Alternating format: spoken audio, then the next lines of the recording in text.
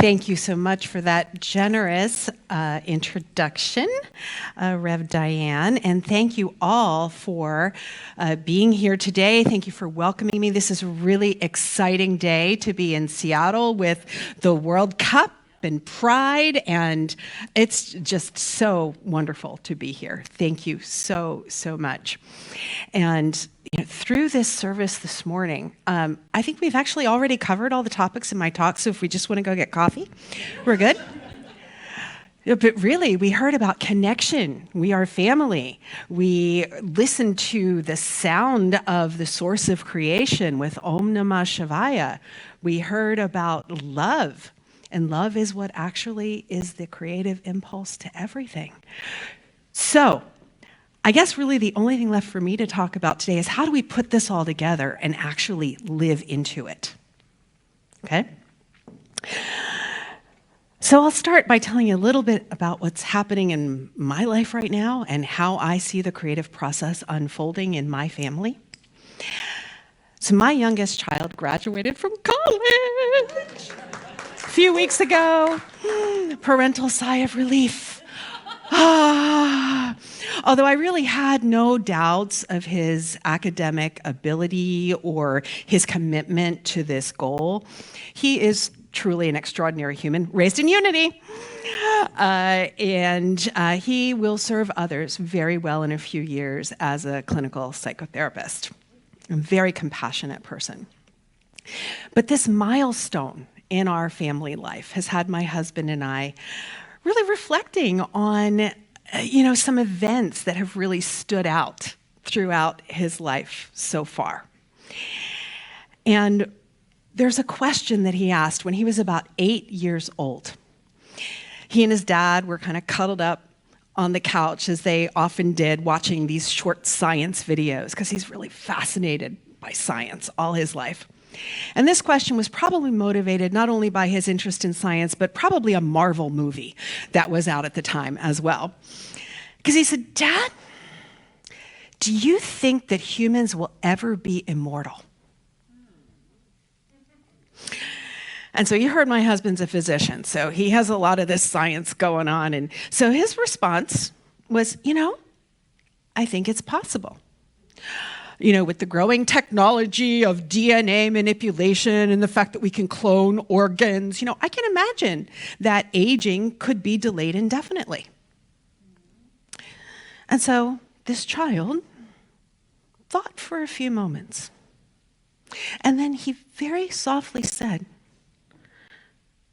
"I don't want to be immortal. I want to grow old and die." Now, some of us that are experiencing these crackles and pops in the morning may snicker at that wisdom from the child, but what he recognized was that wholeness, the wholeness of this human experience, is the truth of each of us exactly as we are. So today is Pride Sunday, and it is a lived declaration of who you are, exactly as you are, in the fullness of how you were made. It's a celebration of that. And that's what this 8-year-old was recognizing. Your nature, your mortality, it's not a problem to be solved. Every moment of your journey in this lifetime is sacred. And every person in this room carries some version of a message that arrived early and stayed way too long. That you are too much or not enough. You're too loud or you're too quiet. You're sick, you're broken. Details for each one of us differ. But that wound is remarkably consistent. And now Unity's answer to that wound is not a technique. It's a truth with a capital T. And this morning is about coming home to that truth.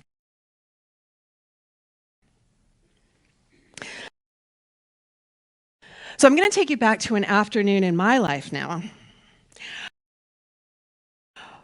where this remembering of the truth began. And it really didn't look that extraordinary from the outside.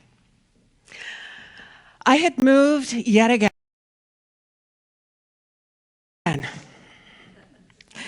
I was in a new city where I knew no one.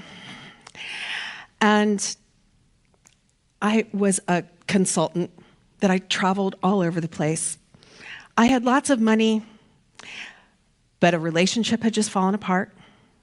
And here I was in a new city where I knew no one. So I wandered into a bookstore. The days when we had those brick and mortar bookstores and you get a cup of coffee and you wander through the shelves, right? Hoping to meet someone. So here I was entering that bookstore, and front and center was a display. There was a book called A Life of Balance. And I remember thinking to myself, wouldn't that be nice? The subtitle said something about Ayurveda, the science of life. Now, I had never heard that word before, but I went, science, yes. I'm a chemist by training. So I picked it up. And something in that book, I recognized that I had been missing this truth. That it wasn't about a technique, but it was a fundamentally different understanding of the way the world works. Because I'd been doing everything right. I was praying, I had discovered yoga, and I was meditating, I was affirming, but my body wasn't cooperating. See, I had recently, not only did I have a relationship that fell apart, but I had recently received a medical diagnosis that was concerning. It wasn't catastrophic, but it was concerning enough. But my body wasn't responding to any of my efforts to do better. And it was in that bookstore that an uncomfortable truth became too impossible to ignore. I was not experiencing dis-ease because of my efforts. But it was because I was working entirely at this level of effects and not cause. I was reorganizing this outer expression of my life, while the inner conditions that generated it remained completely undisturbed.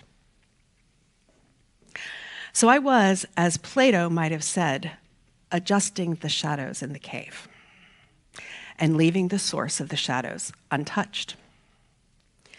Now, within a year, everything in my life changed.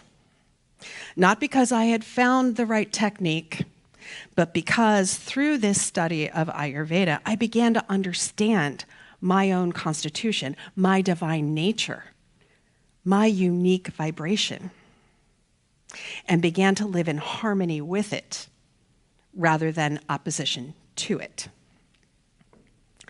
I left that career that had been asking my body to maintain an unsustainable pace, and I slowed down and explored the inner truth of my identity. My symptoms resolved. And what this morning is about is not manifestation as a technique or healing that is something that happens to you, but wholeness as the truth of who you are, and healing as the journey of coming home to that. Now, Rev Diane has done a great job priming you for this with this month of metaphysics, talking about heaven and hell as the experience that you've created, and individuality and personality and the creative process as demonstrated through fatherhood and the summer solstice. And so today, I'm going to tie all those concepts together in a nice little rainbow ribbon and explore how consciousness moves through an intelligent and lawful sequence to arrive as the life we are living in our bodies, our relationships, our relationship to our bank account, and our sense of what is possible. Sound good? All right. So the creative process is not an abstract diagram. It's the structure of your own healing. The movement from your current experience into who you came here to be. You are worthy, you are wealthy, you are well, and you are whole. And that is true in this moment, in this experience. But most of us were taught that reality starts on the outside. Something happens and we react to it. A bill arrives, a diagnosis appears, a relationship shifts, and then we scramble, right? We're trying to adjust to the effect. We're trying to minimize the damage, as though the effect were the origin.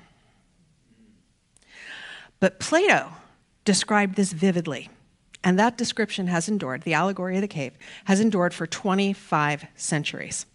There are prisoners chained inside a cave, and they're watching shadows move on the wall.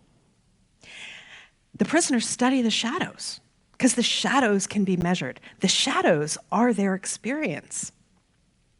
And they attempt to manage the shadows. But they fail. Because these shadows are not the origin. The shadows are the projection of something that's beyond the cave, something that they cannot see. And so the question that Plato was circling is the same question that the philosophers in ancient India answered with extraordinary precision. They described a creative process. And this description reaches back to Sankya Philosophy, which is one of the oldest systems of thought in the world. It's the same tradition that gave rise to yoga and my beloved Ayurveda. And Unity co-founder Charles Fillmore was introduced to it through his engagement with Swami Vivekananda, who he met at the Parliament of World Religions in 1893. And what Fillmore recognized was that this ancient map of consciousness and how consciousness becomes experience resonates completely with what the Christian scriptures had been describing. So the process moves through recognizable stages. Consciousness is the ground of being. It's the source energy. It's this grand potential. Then an impulse of desire appears. And that's love, pressing us towards expression. God is love. It moves into order as an intelligence that organizes potential. And then it comes into our individual awareness. And our self filters that energy into our expression through the energetic qualities that we carry. And then it manifests in our physical form. This is our heaven and hell in our lived experience. So there is an orderly flow from source into our lives. And we can see this in the Gospel of Mark. There's a story about a woman who has been hemorrhaging for 12 years. Do you know that story? Okay. So she has spent everything she has on physicians. She's not getting better. In fact, she's getting worse. And by the law of her tradition, she's unclean. She's an outcast. She's unworthy. She's not supposed to be in this crowd of people gathering around Jesus. But there's something within her, that impulse, that impulse of love, that desire, that brings her to him. She makes her way towards him. Now let's watch the creative process moving through her. There's a truth at the level of her being that she is whole. Not that she might be healed, but she is whole right now beneath that condition. We talked about her desire, moving her towards him. It's an impulse of love. There's order that organizes around her, that allows her to move through the crowd towards him. She is carrying this energetic quality of faith, not fear, but faith as a frequency. And then she reaches and touches his garment in this three-dimensional realm, and consciousness becomes form. as the blood dries up. And Jesus does not say to her, I have healed you. He doesn't say, the treatment worked. No. What does he say? Your faith has made you well. Some translations, your faith has made you whole. Not a technique. She didn't come and petition him to heal her, but simply alignment. Her energy of faith coming into his presence helped her to remember who she truly is. So her healing is not that cessation of the symptom. It's the return to self. She is worthy, wealthy, well, and whole, which brings us to an important distinction. That healing is not about fixing or curing. Fixing assumes that something is broken. Are we broken? No, we're not broken. Fixing is something when you apply a fix from the outside in. You locate the problem, you eliminate the problem, you restore the prior condition. And that is exactly what I was doing in those days before the bookstore. That's what I was doing professionally as a consultant. That's what I do. But that's not healing.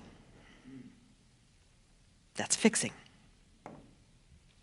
We adjust the shadows, we reorganize the outer expressions of life, but the inner conditions remain untouched when we apply fixing. So now we'll talk about Ayurveda and how it's different. It offers this luminous distinction. There is a word in Sanskrit called prakriti, and it literally means before creation. Prakriti in Ayurveda signifies your original constitution, the unique frequency of your nature, who you are at the soul level before this world begins to shape you. Vikruti is the word that designates your current state. And this is the accumulated imbalance of stress and pace and the patterns by which you have been living. And so healing is this movement from Vikruti, your current state, to Prakriti, who you were before the world began to shape you. And unity holds an almost identical distinction in the terms individuality and personality. And so my definition of healing as a lived understanding is that healing is the movement from where you are now to who you came here to be, the expression of your divine nature in this world. And it's an active movement initiated by the power of will. You get to choose. And it is sustained by your spiritual practice. Spirit-led, always integrative of body, mind, spirit, and always honoring who you are on every plane of your energy. The classic unity author Richard Lynch, in his book, The Secret of Health, compressed it into a single sentence. Thought adjusting itself to the perfect vibration of infinite life results in health. Thought, because thought creates our experience, right? Thought adjusting itself to the perfect vibration of infinite life results in health.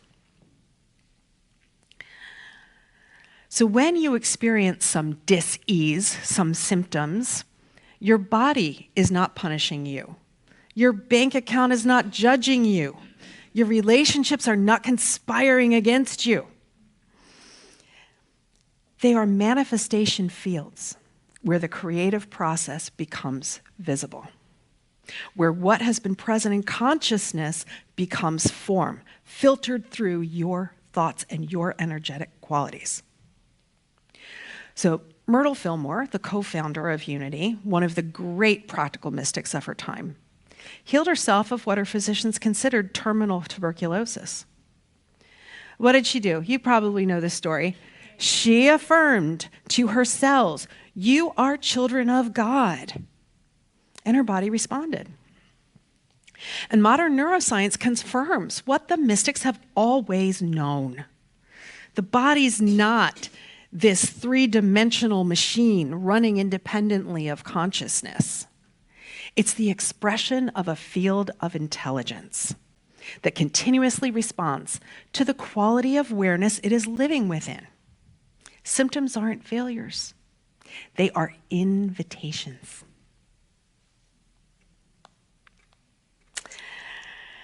So later today at the workshop, we'll dive deeper into all of these concepts together. We'll find your unique constitution and introduce you to some practices that you can begin using today. So I hope to see many of you there, and any of you watching at home, you can use the QR code on the screen. That'll take you directly to the registration to receive a Zoom link. So in closing, do you remember that bookstore? Little me wandering the aisles, exhausted, a little lost, pretty lonely, picking up a book I didn't know I needed, thinking, wouldn't a life of balance be nice? I thought I was looking for balance after that. But what I was actually moving toward was wholeness. Not the wholeness of everything being resolved, but the wholeness of recognizing that I was never separate from the source of all good. My body's not the enemy, it's my teacher. That healing was not something that would happen to me, but rather it expressed through me as I aligned with my divine nature. But you don't have to wander into a bookstore today. You're already in the right place, on the right day, in the right community. Pride Sunday exists because those that came before us decided that the verdict handed to them was not the final word, and they affirmed truth with a capital T instead. Like the hemorrhaging woman, they reached for something they had been told they could not have. That is the creative process. That is the faith that makes you whole. And like that 8-year-old child wanting to experience all of life unfolding into old age, you are already in the creative process, already held in the presence of universal good, already whole, every single one of you. In every configuration of love, every configuration of body, every configuration of your life unfolding that is represented in this room today. So I invite you to affirm with me the prayer on the screen. With me now. I am worthy. I am wealthy. I am well. I am whole. The same intelligence that orders the universe is ordering me now. And so it is. Namaste.